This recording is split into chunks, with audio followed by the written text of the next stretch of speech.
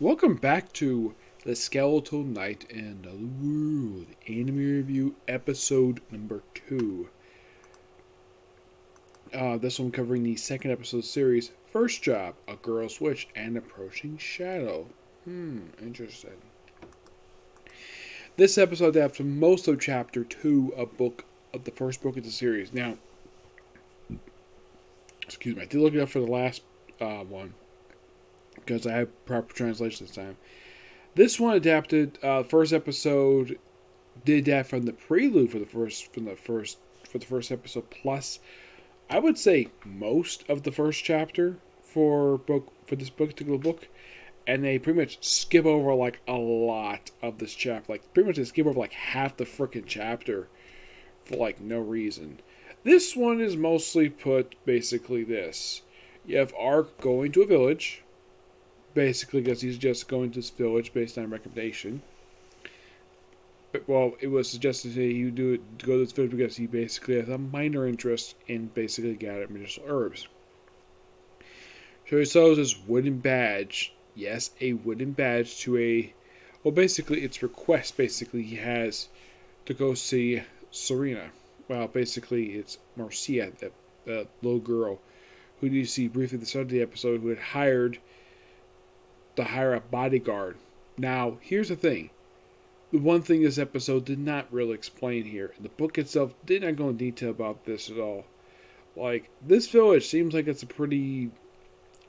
I wouldn't say it's a poor village per se. It seems like a pretty okay village. It was probably an okay living. So, okay, here's a question. Like, how the heck is she paying for this? The book itself never went into this at all. Mostly you have Ark just arriving village. And they do cut some stuff out here. Like, for instance, when he introduced himself to Marcia, he does know his name. In the episode, it's like that line was cut out for some reason. So they proceed to talk about he going to grab Mr. Herbs, they'll go out for her mother comes home. Okay, so they go out to the forest. And of course she points out various herbs. Seems pretty standard here. And then she comes across, and now here's the thing, they actually made an anime jump ahead here with this one, where they introduce his character a bit early, because his character didn't show up until the very next chapter. And this is Porta. Yes, the mini fox, the cotton fox, who actually made his debut in the very next chapter of the book. Not really sure why they made a jump ahead with this one. I thought that was kind of weird, but it's perfectly fine. I mean, Ark just gives him the Porta name. Just has a few names. Yeah, there's a few names, but Porta basically. And of course, she thought the creature's cute. And right afterwards, they finally come across this open valley, which has got like a tree in it. And they come across the creature that was hinted before. Like there's this mysterious creature causing all these fanged boars coming to the village. And it turns out it is a basilisk. Yes, a basilisk. Now, the way it was described in the book, what the translation I had, was that this was like a giant snake. Oh no, this is simply like a kind of like a snake, but it's got like 6 arms. Yeah. Like, actually more like 8 arms. And Ark basically briefly bows, like, apparently his ability is like poison fog, it can petrify stuff, like, yeah, it seems like basically similar to similar what they had from the Chamber of Secrets. They have this. Eventually, Ark defeats the creature by chopping part of it in half.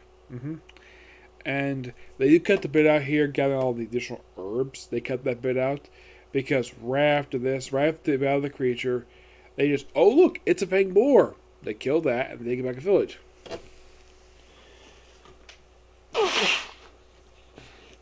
There was actually a little bit more they cut from here, where they got a little more herbs, and of course, mentioned about putting in some bags. Yes, bags, because in the episode, Ark is carrying nothing, and apparently all the herbs are carried in this one basket, which seems kind of odd. The fact they changed that, but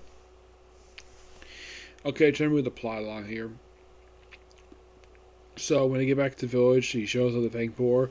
Of course, he does bring in the fact, like, I think it was Basilisk, that they had to keep it a secret, like the details of how he killed the creature.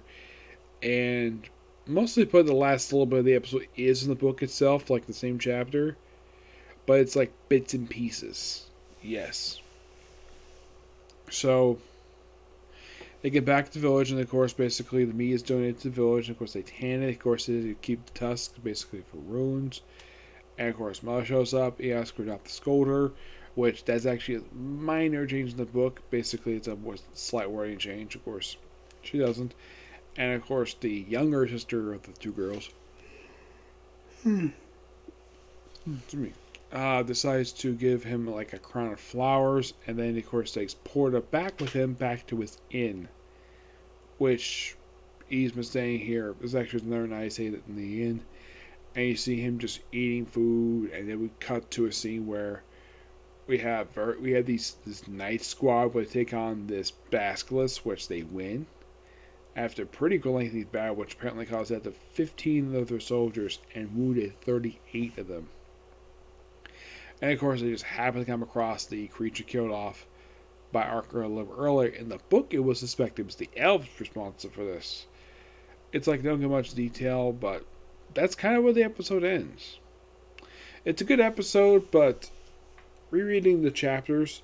Now, apparently, for the prelude, they adapt the whole thing, no problem. It seems as though so far they adapt like 50% of these chapters for some reason, because, well, I can tell in the case of the first episode, there's like a half of a chapter they skipped over, because after Ark saves the girls from the previous episode, he goes to the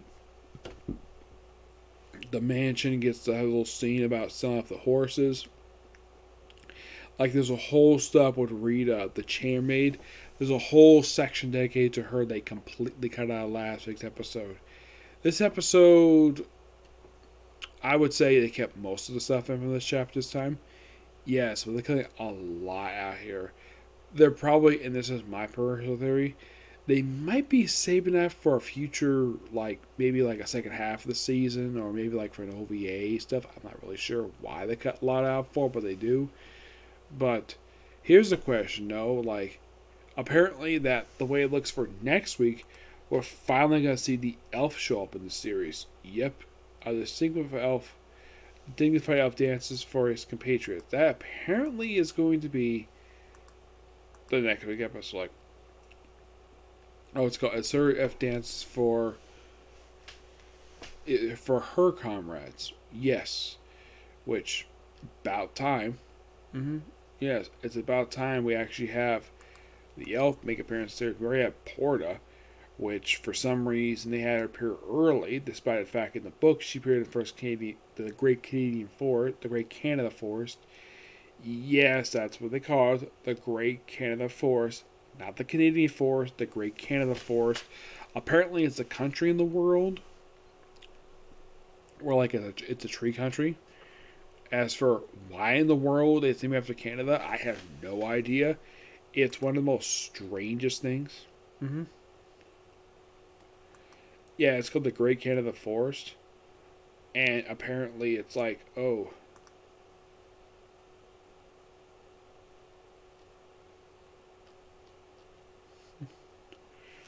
Apparently it's the Elf Nation, which that should be quite interesting, basically discussed for next week's. Also, they put the tagline again, view discretion advised. This episode didn't really need it. No, it just seemed like standard isekai stuff. It was definitely a good episode per se, but first episode, yeah, that needed it. This episode, no, it did not need it. I mean, it's a freaking basilisk. Does it burn people? We see one person petrify some dead bodies, but nothing gory. Nothing as controversial as a rape scene as last week's episode. Yeah, in my opinion, the viewer discretion of Rise was not necessary per se. No, it wasn't.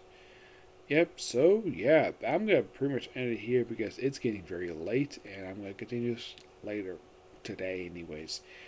Because it's already after midnight. I don't want to talk too loud because, well, it's midnight. So, exclusively on reviews for Case Closed because, yes, there is a new episode. More Super Sentai. A comic corner because I don't have time to do it right now, and Kaguya-sama Love is War. Okay, this video. Bye.